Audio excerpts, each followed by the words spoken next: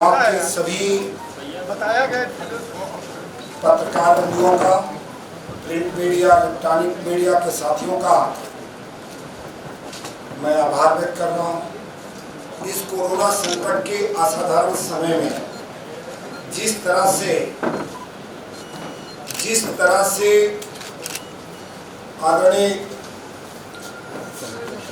Om Birla Lok Sabha speaker के नेतृत्व में सत्र चला और ये सत्र कई मामले में ऐतिहासिक रहा है।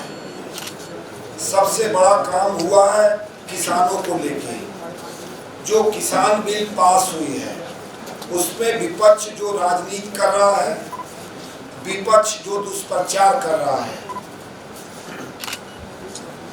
उसको स्पष्ट हम लोग बता देना चाहते हैं कि लंबे समय तक आप लोगों के द्वारा, चाहे प्रदेश की समाजवादी और बहुजन समाज पार्टी की सरकार रही हो और चाहे केंद्र में कांग्रेस की सरकार रही हो, उन्होंने किसानों का हमेशा शोषण करने का काम किया। किसानों को आजाद किया जा रहा है, किसानों को एक नया प्लेटफॉर्म दिया जा रहा है।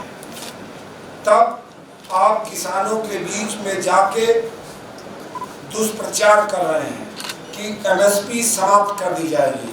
और माननीय प्रधानमंत्री जी ने कहा है कि एमएसपी जैसे पहले चलती रही है वैसे चलती रहेगी। कल भी लागू थी, आज भी लागू है और आगे भी एमएसपी लागू रहेगी। यह किसानों के लिए अपने उपज का बेचने का और एक प्लेटफॉर्म दिया गया है। जब किसी व्यापारी को, किसी उद्यमी को अपना माल अपने शर्त पे बेचने का अधिकार है, तो इस देश के किसानों को भी ये अधिकार मिलना चाहिए कि वो अपने उपज की कीमत अपने शर्तों पे तय करे, वो जिसको चाहे उसको बेचे। लेकिन दुर्भाग्यपूर्ण है कि जिन लोगों ने लंबे समय तक किसानों का शोषण किया और किसानों के उत्थान और विकास के लिए काम नहीं किया, वही लोग आज किसानों में भ्रम फैला रहे हैं। चाहे स्वामीनाथन की रिपोर्ट लागू करने की बात हो और चाहे किसानों के उपज का मूल्य दिलाने की बात हो, इन लोगों ने नहीं दिया। अगर स्वामीनाथन की पूरी रिपोर्ट इस देश में किसी ने लागू किया तो देश के यशस्वी प्रधानमंत्री आदरणीय नरेंद्र भाई मोदी के नेतृत्व में लागू हुआ। उनके लागत मूल्य का 1.5 गुना कीमत देने का काम अगर किसी ने किया तो आदरणीय नरेंद्र भाई मोदी ने किया। किसानों के सशक्तिकरण के लिए किसान सम्मान निधि के माध्यम से पिछले 1 साल के अंदर 1 लाख करोड़ रुपए से ज्यादा किसानों के खातों में डालने का काम हमने किया।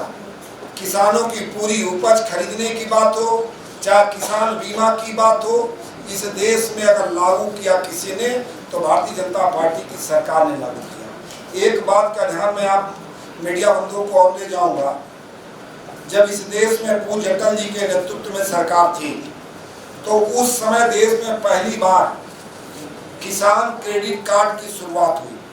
ये वही आधार है जिस पर हमारे देश का किसान साहूकारों से मुक्त हुआ और किसान जब चाहे किसान क्रेडिट कार्ड के माध्यम से पैसा ले सकता है।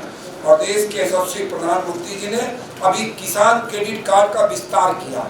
अब किसान की श्रेणी में जो मछुआरे हैं उनको भी लाया गया है, जो बागवानी का काम करते हैं उनको भी लाया गया है।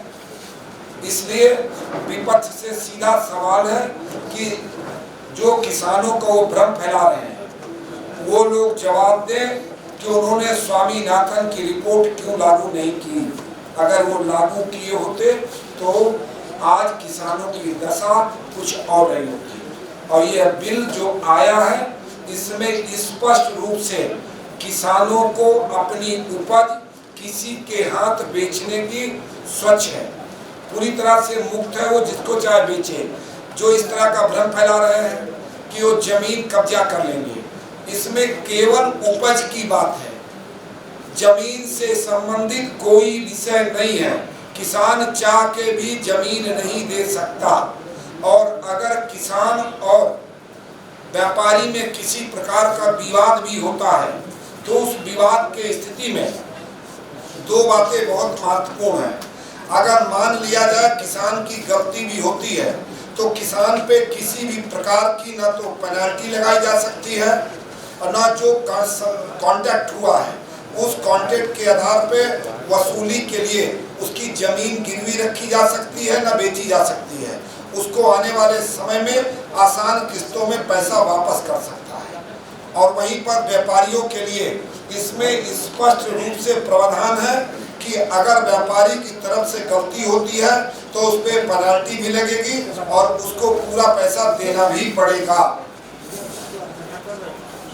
ये मेरा अपना विषय था जो किसान बिल के विषय में लोग दुष्प्रचार कर रहे हैं, और दुष्प्रचार के नाम पे बता रहे हैं कि पूरे देश के किसानों में किसी प्रकार का रोष नहीं है। ये केवल कांग्रेस शासित जो पंजाब है, जहां पर स्वयं बहुत ज्यादा 8.5% मंडी शुल्क है, उस मंडी आड़तियों के दबाव में वह सरकार इस बिल का विरोध कर रही है। मेरी इतनी बात थी। अगर किसी को कोई प्रश्न पूछो। बिल किसान हितैषी है, किसान को आज़ाद करने वाली है, किसान को और एक प्लेटफॉर्म अपने माल को अपने रेट पर बेच पाए, और साथ ही साथ कृषि में लंबे समय से तकनीकी के रूप में और इंफ्रास्ट्रक्चर के रूप में निवेश की ज़रूरत है। इस बिल के माध्यम से जहां किसानों को अपनी शर्तों पे माल बेचने का अवसर मिलेगा, वहीं किसानों को कृषि के लिए नई नई तकनीक और इंफ्रास्ट्रक्चर के लिए इन्वेस्टमेंट भी आएगा।